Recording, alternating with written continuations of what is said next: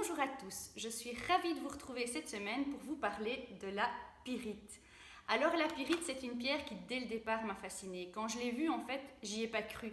Donc je me suis dit, c'est pas possible que dans la nature, il y ait une pierre qui soit aussi structurée, aussi organisée que ça naturellement. Et pourtant, si.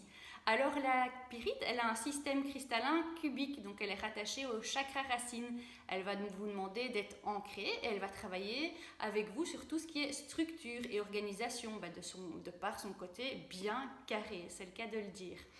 Et au niveau de la couleur, on va la rattacher au chakra du plexus solaire. Donc la pyrite n'est pas jaune, mais elle est dorée. Donc c'est pour ça qu'on va la rattacher à tout ce qui est confiance. Donc c'est donc une pierre qui va vous permettre d'être ancré et d'avancer en étant sûr de vous, tout en rayonnant, en étant en confiance. Donc c'est un très beau message qu'elle nous donne.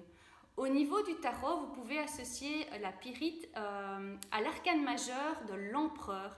Alors l'empereur, il est aussi assis, donc il est ancré. C'est un homme d'un certain âge, donc il va refléter une certaine sagesse et il est aussi en confiance.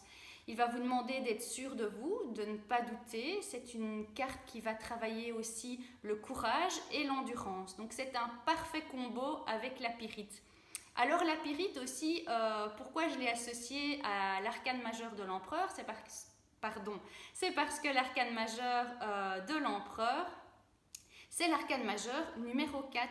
Et le 4, c'est quoi en numérologie? Le 4, c'est tout un symbole d'équilibre, c'est un symbole de stabilité. Donc le carré, c'est aussi la terre, c'est la matière. Donc à partir du moment où vous voulez vraiment faire tous des liens, vous voyez qu'avec le 4, la pyrite et l'empereur, ça forme vraiment un ensemble totalement homogène.